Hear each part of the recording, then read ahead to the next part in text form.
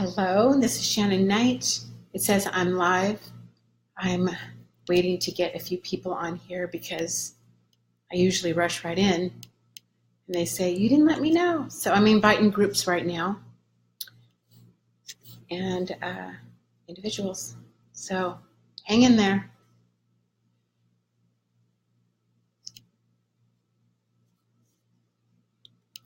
First time I've done it, they've got this new live where you can do it from your computer and it's a different format. So if somebody's there and you're able to, could you comment and let me know that you can see me? Just do a thumbs up. And I'm going to try to answer questions.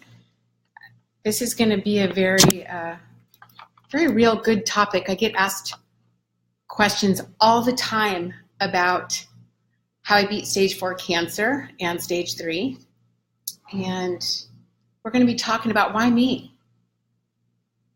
And how profound that question is. I hear that's one of the most common questions and thoughts that goes through our mind. And I'd like to ask, if not me, then who?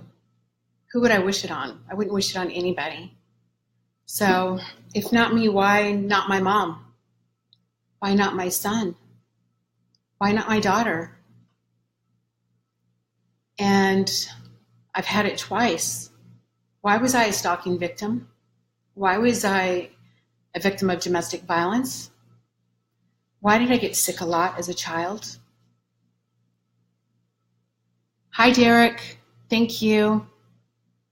Oh, hi, Katie. I'm glad. Good timing? Yay. I love that. You know, this was spur of the moment, and I want to let you all know I don't do anything live or any interviews without imagining, number one, God, I'm Christian, approving of this. I'm accountable for everything I say. I am accountable to my family, my mom, my dad, my aunts and uncles, my cousins, my sisters, my brothers, my son, my daughter. Everybody sees what I say, and they matter most to me. And the blessings in my life, the additional family, are all of you, my friends, that listen, that share to help somebody else. That's why me, because I've got the guts, I think, to go out there and speak. And Louis is coming. I can hear him. Where would I be without my therapy dog? Come on. It's okay. So, you know, I think more people need to get out and do what I'm doing that have been through cancer and are going through cancer or some other health journey right now. When I was sick, that didn't automatically disqualify my value in life and what I had to offer to my community, to my family and friends. I chose many different therapies before I went to CMN hospital. And what motivated me today was I saw something pretty bad about, comments. The comments aren't showing up yet, but it shows that I am getting comments, so I'm not ignoring you. And if somebody could just write a little comment so I can test it and see, that would be great, because I really want to address some of the questions that I get while I'm live. So hopefully that'll come through. Oh, much props in respect. Okay, great. Thank you. So if somebody has a question, feel free. I do not mind switching and answering a respectful question that could probably help others as well, all right? So first, I want to let you know something. I went to CMN hospital 5 months after I learned about it. Timing, there are so many variables to success. Yes, Christian is a good thing. I don't know how I would have gotten through cancer without my faith. I don't know how I would have gotten through any of the circumstances that I went through in my life without faith. But you know what I've really learned? None of us are immune to the delicate tragedies that can hit our life. What this is about is how we handle it, how we show up in our life while we're going through it. And I think about every time someone asks why me and their family and their friends, I know you're not wishing it upon anyone else, but I would rather it be me than my family. I've lost my grandmother to cancer. I've lost 2 grandfathers to cancer. I've lost an aunt to cancer. And then here we are consumed with trying to beat this disease, and we don't even think about the things that can happen in the process. My godmother, my aunt Irene, was on her way back from seeing her sister in the hospital with cancer and was in a tragic car accident and died. And the reason I'm going public with this finally is, who are we to think that it's all about the cancer? Right now, we are supposed to show up in life, give out our daily best, love others, make mistakes, try better the next time, and really try to accept the fact that we are not the disease. I have another family member that's fighting it right now, not my twin sister, she beat it, who says, I coexist with cancer. Cancer does not run my life, and this has now been 10 years. So please put in perspective and share this with others that no doctor is God. There are no promises with any of the treatments. I had radiation because I chose to take the recommendation to have the radiation on my sternum to stop a growth of cancer that was going to paralyze me before I died, like they said I was going to. And I'm 6 years later alive. So everything that I choose to put my arm out for, whether I choose chemotherapy, whether I choose alternative medicine, and how long, that is my choice. Doctors can recommend. And I didn't have the money. I was on disability. I chose to fundraise. I chose to be transparent to my friends and let them know what I wanted. All of this was my choice. There is not going to be one clinic, not one hospital that can make you a promise. And if they are going to do, they're going to do their best. You selected them, so you trusted them, just like I did. I didn't get the blessing of testimonies that are everywhere. I think it's great when people blog and they share their story, but I really think that ultimately, intuitively, you kind of have an idea of what you want to do, and you're either trying to please a bunch of people and get them to jump on board and be supportive of what you're choosing and stalling, or you're having financial difficulty and you have to raise the money, which is what I did, and I prayed every single day during those 5 months of raising money. I'm going to be putting a timetable of what each topic is that I'm discussing. I'm not looking at the clock. I'm going to talk until I've finally gotten off my chest all of the things that have been weighing heavy on my mind and on my heart. And one of them is the cancer success rate. There is no cure right now that's been shown 100% success for any of us. Anybody fighting cancer right now that's frustrated needs to understand that we've all gone through it. We've all prayed and hoped for success, and so have our doctors. I think about what they go through, whether they are delivering the chemotherapy, the alternative medicine, the radiation. They are not hoping for us to die. They want to succeed. And we need to acknowledge this right up front, and we need to take accountability for our choices. I understand that you may feel like a fool if you go one way listening to someone like me, my story. I beat cancer, but I am not you. I am Shannon Knight. I have a twin sister, and believe me, she and I are nothing alike. We are going to have different outcomes. I know every person that I have spoken with for the last 6 years that I've tried to help, whether it's with fundraising or they just want a little more information about the hospital I went to. None of you were like me. Your stories were all intriguing. And I guarantee you, you did other things and have different things on your nightstand, whether you got it from Amazon or it's a prescription. We are all doing different things fighting for our life.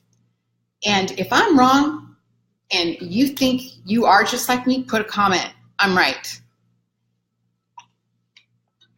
I chose to get a bilateral mastectomy and reconstruction surgery. I got a horrible infection.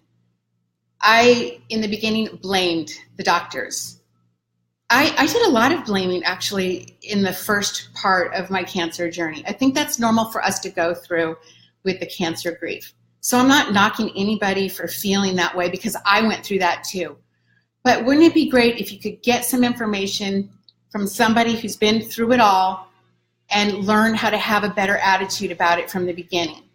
I highly recommend people that are battling a disease, primarily for me, I connect with cancer patients, people who are fighting cancer, to really find your value while you're sick. Go get a tape recorder and start tape recording your journey.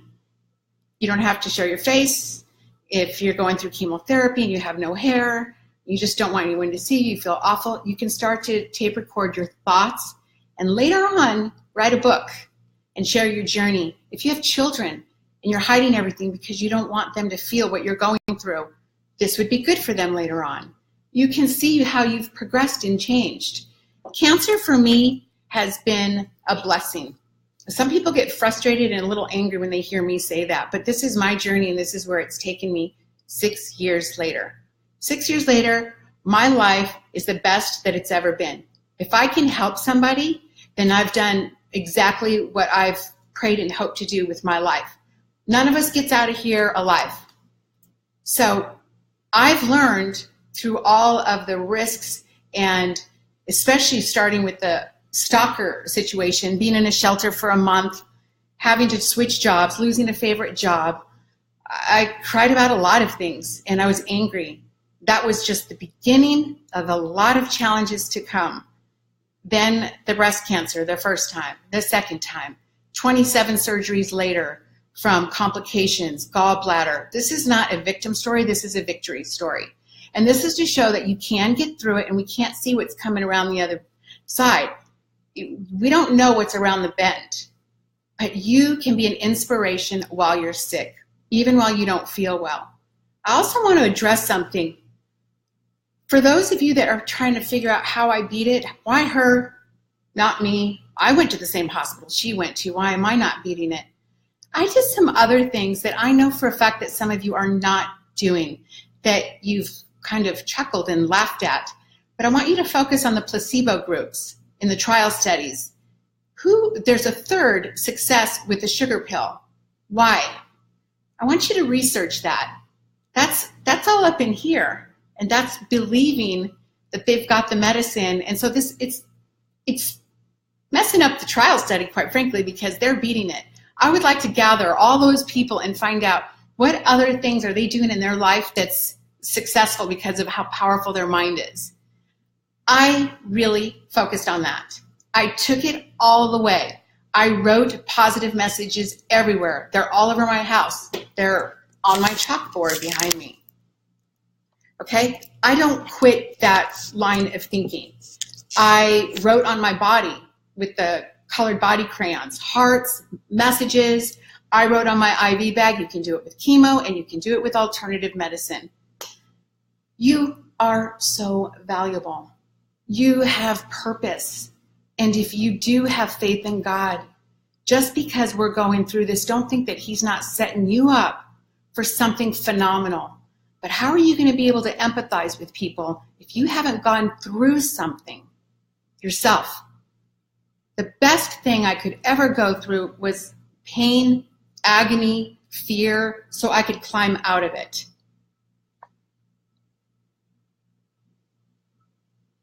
I hope that you will look at, you will write down when you're choosing doctors, all of the different things that set you apart from everyone else, so that you will no longer just look at patient testimonies and expect to be just like them. I believe strongly in the Hippocratic Oath. I chose a hospital that refuses to put videos of patients on their website. People keep asking me, if the hospital you went to is so good, then why don't they have their patients up there, as if they're failing? The patient testimonies are definitely not ethically right. There are people fighting for their life, stage 4, those especially, that are being solicited and asked for them to put up a testimony for marketing. Have you ever walked out of a doctor's office and said, you know, I really like how you delivered my baby. Could you put me on your website? I want to shout it to the world. The people that are happy are busy being happy. If it's not a calling for them to share their story, and believe me, it's not easy being a woman, knowing that I went through bilateral mastectomy and I don't look so perfect up there. And, oh, I could get sick again. Who wants to hook up with a woman who's had cancer twice? I don't want to be her caregiver. I look at it as a filter system. I think it's the greatest gift in the world to go through all that and know that anyone that wants a relationship with me knows about life, that that person could be next. And I'm not the kind of person that abandons. I had to touch on that because people can't just give their testimony. It's exhausting. People will write you. They will have a conversation with you. They'll keep you for an hour. And then at the end they go, well, how do I know you really had cancer? What if the hospital's paying you for that testimony? They'll come up with all kinds of fear-based notions. If someone's out there giving their testimony, kudos to you, all of you, because I know what you're going through. And you're pushing through the skeptics and the criticism, and I applaud you. I always take the good with the bad. Not everyone can like us. I want to let you know that I'm going to be doing this more often. I've got topics. I want you to send them to me in messages. If you want me to speak about something, I will do it for you. I'm not afraid. But what I do want to do is lift that veil of illusion. If a website has 40 testimonies, and right now I'm on a mission. There's one website, and I wrote about it. It's on my Facebook, but it doesn't have an alluring photo, so not many people looked at it. But 22 out of the 40 testimonies, the video testimonies, are deceased. And you know where to look on my Facebook. And it's an outrage. It's sad. And their website has a disclaimer that claims that it is voluntary. It's not voluntary. They were solicited. And the Hippocratic Oath does say that they will not make they are sworn in that they will not make known any of our personal health issues to the world. And the World Wide Web is making known to the world. And I want you to look at that, the ethics of the place that you're going to. Do not ignore it, and do not expect someone that doesn't have testimonies to play God. They're not God. Either way, I mean, all across the board, you're going to have to look at the treatments. You're going to have to look at how long have they been in business, and you should visit if you're afraid. But you can't be like anybody else, and you are so special and so unique and so worth a miracle. And keep God ahead in this journey. Reach out to him. I've learned that no one does it better than him. And the closer I am to him, I find more things that are obvious gifts that I share with other people. That's it. I won't keep you anymore. And I'm not editing any of this. God bless all of you.